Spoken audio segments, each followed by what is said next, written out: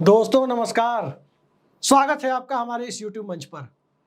दिल्ली में power equation बदल चुका है, सत्ता का समीकरण बदल चुका है और सत्ता के समीकरणों के बदलते हुए दौर में सत्ता का समीकरण क्या होता है, सरकार चलाने में उसकी भूमिका क्या होती है और क्या सरकार चलाना ही देश चलाना होता है, इन सब चीजों को समझने के लिए सत्ता के समीकरण को समझना जरूरी हो जाता है। सत्ता के समीकरणों को ज्यादा पहले ना जाते हुए संयुक्त मोर्चे के दौर से शुरू करें तो संयुक्त मोर्चे के दौर में देवेगौड़ा और गुजराल प्रधानमंत्री हुआ करते थे, लेकिन सत्ता की एक समानांतर ताकत, यूं कहें कि सत्ता का असली प्रकाश पुंज कॉमरेड हरकिशन सिंह सुरजीत के पास हुआ करता था। अटल बिहारी वाजपेयी के दौर को याद करें तो जॉर्ज फर्नांडिस के संयोजकत्व में और अटल बिहारी वाजपेयी के नेतृत्व में सरकार चला करती थी। और उसके आगे बढ़े 10 साल के यूपीए रूल को याद करें तो सोनिया गांधी और मनमोहन सिंह की जोड़ी सरकार चलाती थी। लेकिन यह पूरा का पूरा निजाम, यूं कहें कि राजनीतिक कल्चर को बदलने की जो कवायद हुई, वो कवायद 2014 में हुई। 2014 में इस देश पर मोदी सत्ता हावी हुई, भाजपा की सत्ता नहीं। कोई भाजपा नेता ये कहने की स्थिति में नहीं है कि उसे सत्ता का एहसास हुआ, सिवाय नरेंद्र मोदी के और कुछ हद तक अमित शाह के। 2014 से 2019 तक नरेंद्र मोदी के पहले कार्यकाल में लोगों ने मोदी सत्ता को देखा और उस मोदी सत्ता के क्रियाकलाप को भी देखा, जिसमें डिमोनेटाइजेशन भी हुआ और जिसमें इस देश के लोगों के सामने वो तमाम तरह के बड़े सपने रखे गए, जिसमें कौशल विकास से लेकर स्मार्ट सिटी तक का सपना था। मिला क्या, वो देशवासियों के सामने है। लेकिन 2019 में बालाकोट सर्जिकल स्ट्राइक के बाद जो नई सत्ता आई, उस सत्ता को मोदी सत्ता नहीं बल्कि मोदी शाह की सत्ता कहा गया। यानी सत्ता में पावर शेयरिंग सत्ता के शीर्ष पर बैठे हुए व्यक्ति की मर्जी से इस तरीके से हुई, जिसमें सत्ता के शीर्ष पर बैठा हुआ व्यक्ति अपने कुछ कामों को जो अब तक पार्टी के मामले में था, वो केंद्र की सत्ता में लाकर और सत्ता चलाने के लिए जो एक विश्वस्त लेफ्टिनेंट, एक ट्रस्टेड लेफ्टिनेंट की जरूरत थी, सत्ता में मौजूद व्यक्ति एक ट्रस्टेड लेफ्टिनेंट के रूप में पावर शेयरिंग के लिए चला गया। और वो सत्ता मोदी सत्ता से मोदी शाह की सत्ता के रूप में आपने देखा। तमाम काम आपने देखे इस दौर में। धारा 370 के सेक्शन बी के साथ जो तोड़ मरोड़ की कोशिशें हुई, उसे भी देखा। किस प्रकार से दिल्ली को लेकर के कि दिल्ली में, केंद्र शासित प्रदेश दिल्ली में क्या ट्रांसफर्ड सब्जेक्ट, हस्तांतरित विषयों पर भी दिल्ली सरकार को अधिकार नहीं होगा, वो संविधान पीठ के सामने पूरा टसल आपने देखा। और फिर भारतीय न्याय संहिता बनने, आईपीसी सीआरपीसी को रिप्लेस किए जाने, चुनाव आयुक्त और चुनाव आयुक्त की नियुक्ति में सुप्रीम कोर्ट के चीफ जस्टिस की जो भूमिका थी, उसकी जगह नया बिल लाए जाने और पूरी तरह से सत्ता उसे 2-1 से अपने पक्ष में रखे, ये पूरी कवायद आपने देखी। ईडी राज भी देखा और ईडी राज से आगे बढ़कर जब जनता ने खंडित जनादेश और गठबंधन के दौर की वापसी का फैसला 4 जून 2024 को सुनाया, तो उसके बाद की सत्ता को अब कहा जा रहा है कि यह शाह सत्ता है, यह सरकार शाह की सरकार है। 2014 मोदी की सरकार, 2019 मोदी शाह की सरकार और 2024 इसे शाह की सरकार कहा जा रहा है। और सरकार के हर अंग पर सत्ता के नंबर 2 पर बैठे व्यक्ति की छाप आपको दिखाई पड़ेगी। और वो छाप किस रूप में दिखाई पड़ेगी? प्रशासनिक मामलों में, राजनीतिक मामलों में और तमाम दूसरे मामलों में सत्ता में अमित शाह की भूमिका बढ़ी हुई है। तमाम तरह के विरोधाभासों के बीच, तमाम आशंकाओं के बीच कहा जा रहा था गृह मंत्रालय बदला जाएगा, नहीं बदला गया। कहा जा रहा था भारतीय जनता पार्टी का निजाम संघ अपने हाथ में ले लेगा। अब संघ आर्टिकल लिखकर, अपने मुखपत्र में आर्टिकल लिखकर सरकार की कमियों पर खुलकर अपनी नाराजगी व्यक्त करने की हद तक चला गया।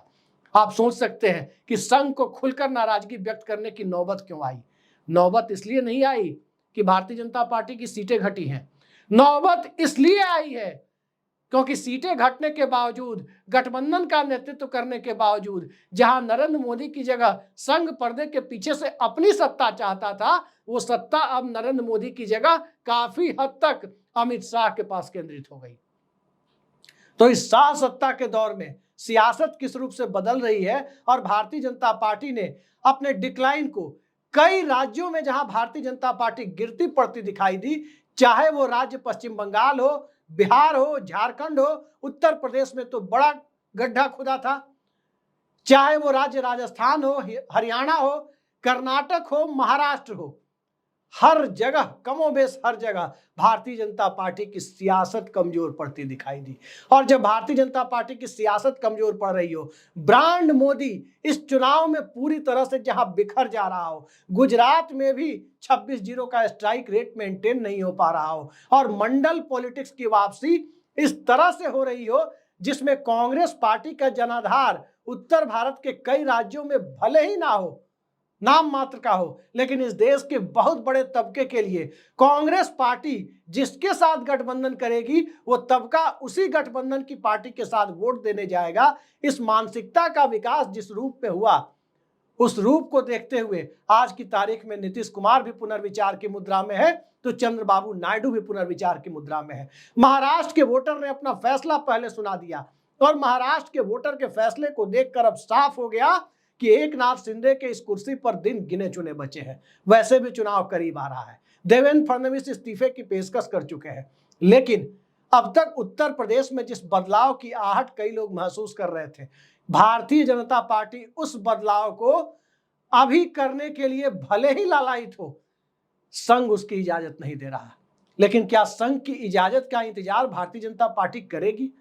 उससे ज्यादा जरूरी और उससे ज्यादा मौजूद तथ्य यह है कि आज की तारीख में संघ की इजाजत से ज्यादा, नरेंद्र मोदी की सहमति से ज्यादा अमित शाह क्या चाहते हैं, और अमित शाह क्या सत्ता में अपने पावर का इस्तेमाल करते हुए, भारतीय जनता पार्टी के ऊपर अपने प्रभुत्व का इस्तेमाल करते हुए, संगठन के ऊपर अपने दबदबे का प्रयोग करते हुए, क्या पहला बदलाव उसी राज्य में करने की दिशा में जाएंगे जहां व्यक्तित्व की टकराहट नया रूप ले सकती है?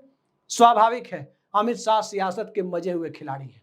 उनकी कोई प्रशंसा करे या आलोचना करे, एक बात तो साफ दिखती है कि सियासत में आज के चुनाव में, आज के दौर में दिन रात मेहनत करने वाला कोई व्यक्ति किसी भी पार्टी के पास दिखता है, वो अमित शाह का मुकाबला नहीं कर सकता।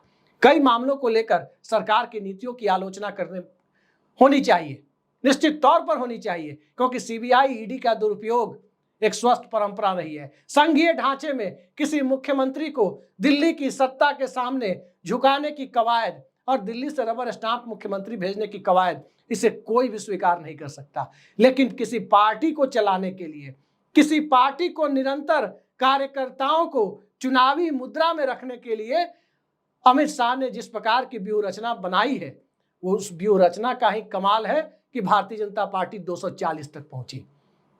लेकिन 240 के आगे भारतीय जनता पार्टी का और ज्यादा डिक्लाइन ना हो और वो नीचे ना पहुंचे, स्वाभाविक है यहां संघ को अपनी कमान मजबूत करने की जरूरत थी। क्योंकि अब यदि ये डिक्लाइन होता है तो ध्यान रखिए, डिक्लाइन कहां होगा, ये गिरावट कहां होगी? उन्हीं राज्यों में होगी जहां गिरते पड़ते भारतीय जनता पार्टी बची हुई है, जहां भारतीय जनता पार्टी ने अपनी मजबूती का संकेत लगातार चौथी पांचवी बार पुष्ट किया है। चाहे वो गुजरात हो, चाहे वो छत्तीसगढ़ हो, चाहे वो मध्य प्रदेश हो, ये 3 राज्य, और एक नया राज्य भी मिला है उड़ीसा। लेकिन उड़ीसा में भारतीय जनता पार्टी अपनी वापसी के बाद भी निश्चिंत नहीं हो सकती, क्योंकि पूरब का मिजाज, पूरब के तटीय राज्य का मिजाज पश्चिम के तटीय राज्य से एकदम अलग है। पश्चिम व्यवसाय आधारित समाज है, पूरब व्यवसाय आधारित समाज से अलग हटकर एक ऐसा समाज है, उड़िया मानसिकता एक ऐसी मानसिकता है जिसमें एक अलग तरह की संस्कृति, वो संस्कृति जिसमें भारत के बहुलतावाद की झलक मिलती है, जिसमें आदिवासी चेतना की झलक मिलती है, जिसमें ओबीसी पॉलिटिक्स की एक बहुत बड़ी, एक ऐसी राजनीति की झलक मिलती है जिस राजनीति को मंडल पॉलिटिक्स के दूसरे राज्यों ने अब तक महसूस नहीं किया। और एक ऐसी पॉलिटिक्स उड़ीसा में दिखाई देती है जिस पॉलिटिक्स को समझने के लिए अभी भारतीय जनता पार्टी सत्ता में आने के बाद यदि थोड़ी सी भी फिसलन दिखाती है तो सत्ता भारतीय जनता पार्टी से 15-20 साल दूर भी जा सकती है। नवीन पटनायक ने वो फिसलन नहीं दिखाई थी। नवीन पटनायक ने समाज को एक ऐसे लाभार्थी चेतना में बदलने के लिए पूरी तरह से उड़िया मानसिकता को तैयार करने की कोशिश की थी, जिसमें देश के दूसरे हिस्सों में तो लाभार्थी चेतना की खुमारी 5-10 सालों में उतर जाती है, उड़ीसा में वो खुमारी 24 साल तक बरकरार रही। तो अब 24 साल तक जिस लाभार्थी चेतना की खुमारी उड़ीसा में थी, क्या लाभार्थी चेतना के सहारे उड़ीसा की जनता को अब और आगे कोई पार्टी अपने जनाधार को बरकरार रखने के लिए या मजबूत करने के लिए इस्तेमाल कर सकती है? स्वाभाविक है कि नहीं कर सकती, क्योंकि उस पॉलिटिक्स की एक्सपायरी डेट वहां आ चुकी है। और बीजू जनता दल के कमजोर पड़ने का सीधा मतलब है कि कांग्रेस पार्टी के लिए वहां रास्ता साफ हो गया। नवीन पटनायक की उम्र है, उनका स्वास्थ्य है और उनकी पार्टी में सेकंड लाइन लीडरशिप नहीं है। यही बात बिहार में कही जाती है कि नीतीश कुमार जब तक अपनी पार्टी को नेतृत्व दे रहे हैं तब तक वो पार्टी खड़ी है। वो बीजेपी के लिए भी एक रोड ब्लॉक है और आरजेडी के लिए भी एक सेफ गार्ड है कि बिहार में भारतीय जनता पार्टी का घोड़ा सरपट दौड़ते हुए मुख्यमंत्री पद तक ना पहुंच जाए। इसके लिए नीतीश कुमार और उनकी पार्टी बिहार में एक बड़े रोड ब्लॉक की तरह बीजेपी के सामने खड़ी है और बड़े सर्वाइवल की मेडिसिन की तरह, एक सर्वाइवल की दवा की तरह आरजेडी के सामने खड़ी है। और अभी अगले 5 साल तो कम से कम खड़ी रहेगी, यह इस लोकसभा चुनाव के नतीजों ने साफ कर दिया।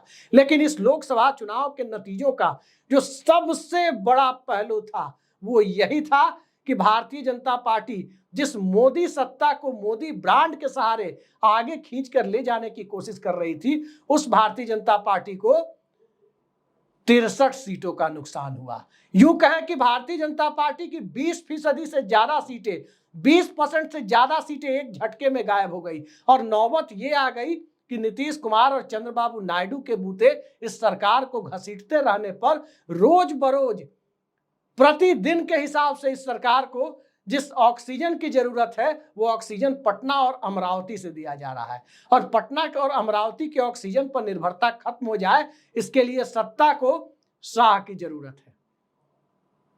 लेकिन शाह की जरूरत तो नरेंद्र मोदी को हमेशा से रही है, पार्टी के फ्रंट पर, पार्टी के अलावा कुछ दूसरे मामलों को लेकर। लेकिन अब सत्ता में हिस्सेदारी और वो भी बढ़ी हुई हिस्सेदारी, बढ़ी हुई भूमिका, और इन सब से आगे जाकर उस भूमिका में भारतीय जनता पार्टी 240 से कैसे 272 के आंकड़े को छुए, कैसे लोकसभा स्पीकर को भारतीय जनता पार्टी के पाले में रखा जाए और कहीं ये दांव अमित शाह की नीति की वजह से उल्टा न पड़ जाए, इस बात का एहसास भी संघ को है, नरेंद्र मोदी को भी है। लेकिन सवाल ये उठता है कि चंद्रबाबू नायडू और नीतीश कुमार या एकनाथ शिंदे के सांसद किस नई बिसात पर शरद पवार के साथ काम कर रहे हैं, किस नई बिसात पर उद्धव ठाकरे के साथ काम कर रहे हैं, मल्लिकार्जुन खड़गे के साथ काम कर रहे हैं, राहुल गांधी के साथ काम कर रहे हैं, ये देखना भी दिलचस्प है। कांग्रेस पार्टी की चाहे जो स्थिति हो, लेकिन कांग्रेस पार्टी की एक कमजोरी को सार्वजनिक तौर पर कहने में कोई हिचक नहीं होनी चाहिए कि राहुल गांधी नौजवान पीढ़ी के नेताओं के साथ तो तालमेल बिठा लेते हैं, चाहे वो अखिलेश यादव हो, तेजस्वी यादव हो, चाहे वो एमके स्टालिन हो या काफी हद तक उद्धव ठाकरे हो। लेकिन जहां तालमेल बिठाने की बात आती है ओल्ड पॉलिटिकल स्कूल के छात्रों के साथ, मसलन नीतीश कुमार, मसलन नवीन पटनायक एक दौर में, मसलन चंद्रबाबू नायडू, वहां भारतीय जनता पार्टी, वहां कांग्रेस पार्टी कहीं ना कहीं डगमगाती नजर आती है। और यही डगमगाहट भारतीय जनता पार्टी की सत्ता के सर्वाइवल का, इस सत्ता के तब तक घिसटते रहने की गारंटी है, तब तक इस सत्ता को अमित शाह लेकर चला सकते हैं जब तक कि ये तीनों पार्टियां, खासकर शिंदे गुट की शिवसेना, टीडीपी और जनता दल यूनाइटेड, इन तीनों पार्टियों के साथ एक कंसेंसस की स्थिति में इंडिया गठबंधन आ नहीं जाता। संसद के अंदर नजारा दिलचस्प होगा और संसद के अंदर जब दिलचस्प नजारा होगा तो उस नजारे के बीच सत्ता पक्ष के लिए अब वो स्थिति नहीं होगी, खासकर तब जब 250 के करीब सांसद भारतीय जनता पार्टी की सरकार के, एनडीए सरकार के विरोध में खड़े हों, तब वो स्थिति तो कतई नहीं होगी जो 2014 से 19 या 2019 से लेकर 24 के बीच में थी। तब कोई औपचारिक विपक्ष का नेता भी नहीं था। अधीर रंजन चौधरी या उसके पहले 14 से 19 के दौर में मल्लिकार्जुन खड़गे कांग्रेस संसदीय दल के नेता तो थे, लेकिन 10% सीटें यानी 543 में कम से कम 54.3, जिसे 55 मानते हैं, 55 सीटें कांग्रेस के पास नहीं थी कि औपचारिक रूप से विपक्ष के नेता का दर्जा हो, वो स्थिति अब नहीं है। अब लोकसभा में एक विपक्ष का नेता होगा और उस विपक्ष के नेता के साथ साथ कांग्रेस के ही तकरीबन 99 सांसद नहीं बल्कि लगभग 250 सांसदों की पूरी जमात खड़ी होगी, जिस जमात से मुकाबले के लिए भी अमित शाह की चाणक्य नीति की जरूरत होगी। तो सत्ता की कमान अप्रत्यक्ष तौर पर नहीं बल्कि काफी हद तक प्रत्यक्ष तौर पर शाह के हाथ में है। और जब सत्ता की कमान शाह के हाथ में है तो शाह नीति क्या उस पुराने चाणक्य नीति की याद दिलाएगी, या उस शाह नीति को कहीं ना कहीं राजनीति के पुराने चावल मसलन शरद पवार, चंद्रबाबू नायडू और नीतीश कुमार की को साधे रखना होगा। शरद पवार को साधना किसी के बस की बात नहीं है। नीतीश कुमार को साधने की गारंटी तो मनुष्य छोड़ दीजिए, भगवान भी नहीं ले सकते इस धरती पर। और रही बात चंद्रबाबू नायडू की, तो चंद्रबाबू नायडू को साधना इस धरती पर किसी राजनेता में यदि ये गारंटी ले ले कि वो चंद्रबाबू नायडू को साध लेंगे तो शायद इससे बड़ा मुगालता वो पाल नहीं सकता। लेकिन क्या नरेंद्र मोदी और अमित शाह ने मुगालता पाल लिया है? आज की सबसे बड़ी सच्चाई यही है कि जिन बैसाखियों के बूते भारतीय जनता पार्टी की तीसरी सरकार मोदी 3.0 जिसे कहते हैं, जिसे अप्रत्यक्ष तौर पर अमित शाह की सरकार आप कह सकते हैं, उस स्थिति में जब यह सत्ता आकर खड़ी हो गई है तो जनता के बीच एक तरफ से भरोसा डिगा है। चुनाव में मुद्दे ऊपर आ गए हैं, चाहे कोई भी मुद्दा हो। याद रखिए, चुनाव मुद्दों के आधार पर हुआ। वोटर्स ने सांप्रदायिकता की अफीम से उतरकर मुद्दों के आधार पर वोट दिया। अब धर्म की अफीम जिसे कार्ल मार्क्स कहते थे, उस अफीम से उतरकर जब जनता वोट देने आई तो राहुल गांधी को वोट नहीं दिया, अखिलेश यादव को वोट नहीं दिया, नरेंद्र मोदी को भी वोट नहीं दिया। जनता ने वोट किस पर दिया? जिनके ऊपर अभी भी कम्युनलिज्म का, सांप्रदायिकता का हैंगओवर चढ़ा हुआ था, वो इस निजाम को बरकरार रखने के लिए काफी हद तक बेचैन थे। और जिनके ऊपर वो निजाम, वो हैंगओवर नहीं चढ़ा हुआ था, वो मुद्दों के आधार पर आ गए। मुद्दे कौन थे? मुद्दे थे ओल्ड पेंशन स्कीम के, मुद्दे थे एमएसपी गारंटी के, मुद्दे थे स्वामीनाथन फॉर्मूले के, मुद्दे थे किसानों के दूसरे मुद्दे के, दूसरी परिस्थितियों के, और मुद्दा था महिला पहलवानों का। मुद्दा था इन सब के बीच पेपर लीक का, जाति जनगणना का, आरक्षण के फैसले का, सामाजिक बराबरी का, और इन सब से आगे बढ़कर जो मुद्दा लोगों के बीच खड़ा हो गया, वो खड़ा हो गया बेरोजगारी का। और इन्हीं मुद्दों की नब्ज को पकड़ते हुए इंडिया गठबंधन और खासकर राहुल गांधी ने अपनी गारंटी को लेकर के जिस प्रकार से प्लेसमेंट बिछाया, जिस प्रकार से अपनी राजनीति को केंद्र में लाकर खड़ा कर दिया, मुद्दों के आश्रय खड़ा कर दिया, तो उस मुद्दों की राजनीति में न तो भैंस काम आई, न मंगलसूत्र काम आया, न नल की टोटी काम आई, कुछ भी काम नहीं आया। और न ही हिंदू मुसलमान जैसे जुमले काम आए, क्योंकि अब जनता मुद्दों पर जा चुकी थी। और उस मुद्दों की झलक भारतीय जनता पार्टी को पहले से थी, लेकिन उसको अंडर एस्टिमेट करना उसे भारी पड़ा। झलक कब से थी? जब पेपर लीक को लेकर आंदोलन हुए। झलक कब से थी? जब रेलवे एनटीपीसी को लेकर नौजवान रेलवे पटरियों पर बैठने और पटरियां उखाड़ने की हद तक चले गए। और झलक तब से थी जब इस देश के किसानों का सत्याग्रह 13 महीनों तक दिल्ली के आसपास गाजीपुर बॉर्डर से लेकर सिंघू बॉर्डर तक चलता रहा। आज भी वो पंजाब के शंभू बॉर्डर पर चल रहा है।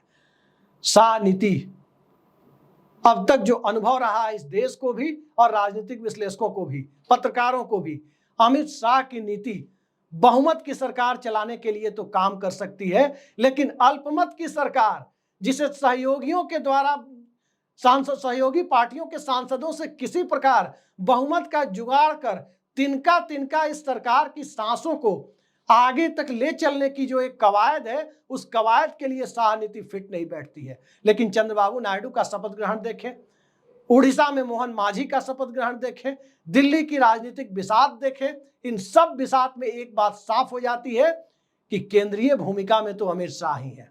और अमित शाह केंद्रीय भूमिका में है। सत्ता की स्थिरता पर सवाल तब और ज्यादा बढ़ जाते हैं कि क्या अमित शाह अपने अप्रोच को बदलकर जॉर्ज फर्नांडिस वाले अप्रोच में आ जाएंगे?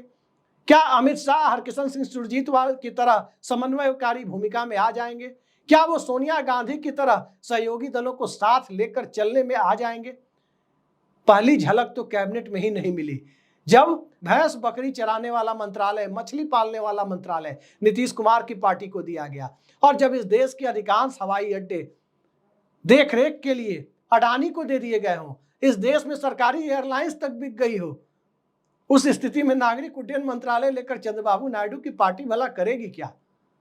तो किसे क्या मिला सहयोगी दलों को? जरा इसकी तुलना अटल बिहारी वाजपेयी की सरकार से कीजिए, जहां सहयोगी दलों के पास रेल भी मिला था, रक्षा मंत्रालय भी मिला था, ऊर्जा मंत्रालय भी मिला था, परिवहन मंत्रालय भी मिला था, कृषि मंत्रालय भी मिला था। ये तमाम बड़े मंत्रालय जब सहयोगी दलों के पास अटल जी के दौर में थे, मनमोहन सिंह के दौर में भी कमोबेश यूपीए 1 में यही स्थिति थी।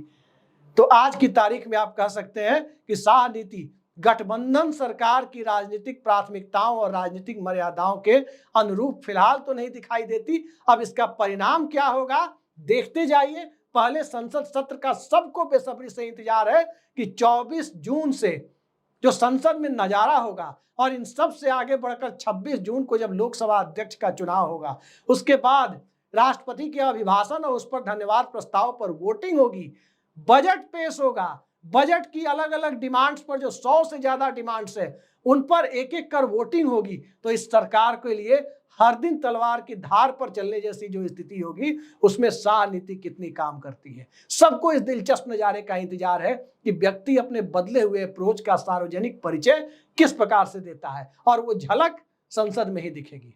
आज के लिए इतना ही। नमस्कार।